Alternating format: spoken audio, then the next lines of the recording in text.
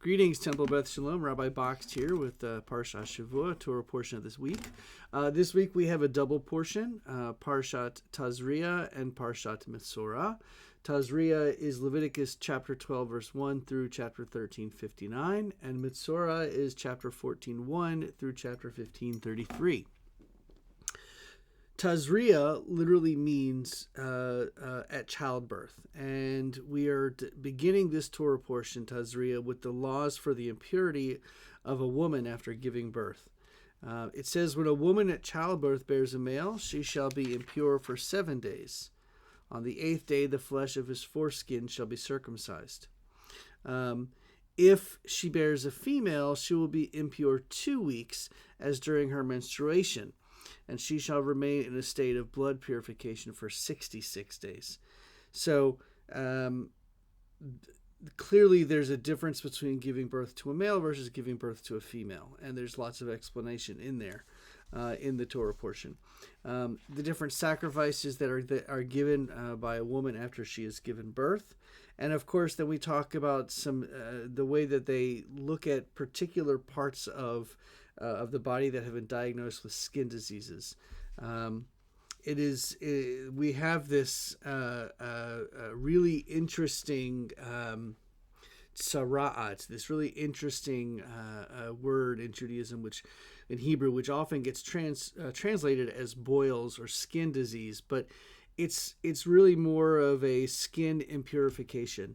And actually, as we will learn as we go further in this Torah portion and into Metzora, that tzara'at actually can affect humans and houses. And it's not like, necessarily the house is getting a sickness, but if you think about it in terms of spiritually or ethically, or if a person is a bad person, then they're going to be affecting the atmosphere, the whatnot of the building that they're part of.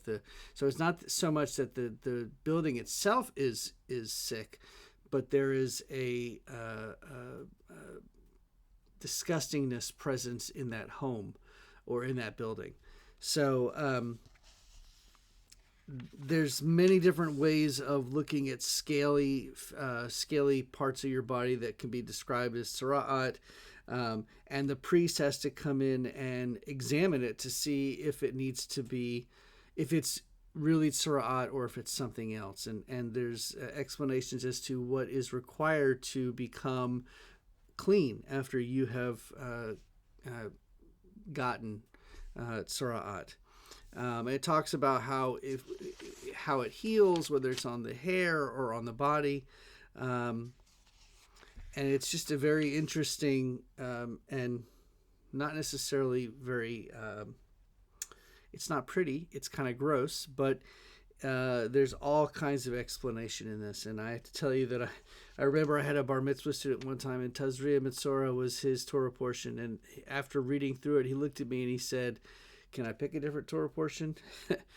We found something for him to write about, but it's not exactly an easy Torah portion to write about.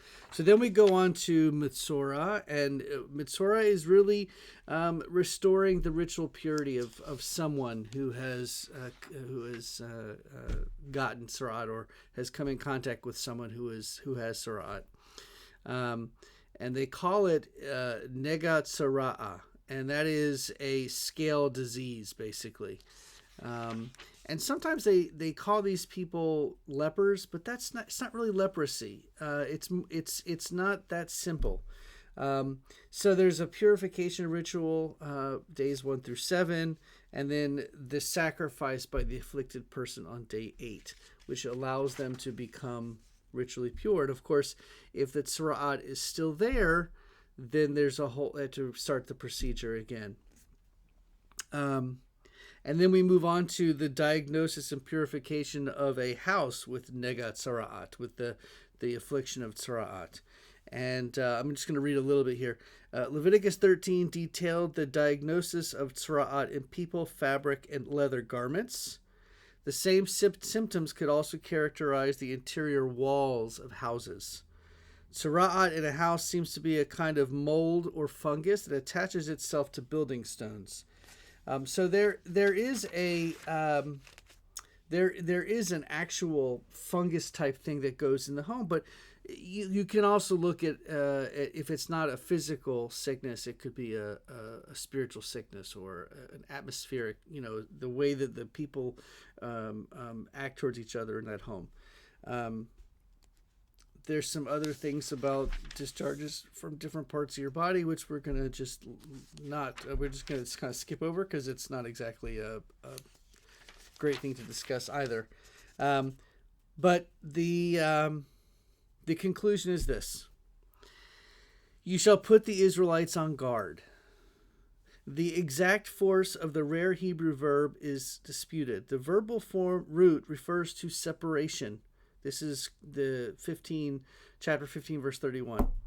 This clause may well be telling Aaron and his descendants, whose priestly function is to distinguish between the impure and the pure, to separate the people of Israel from their impurity.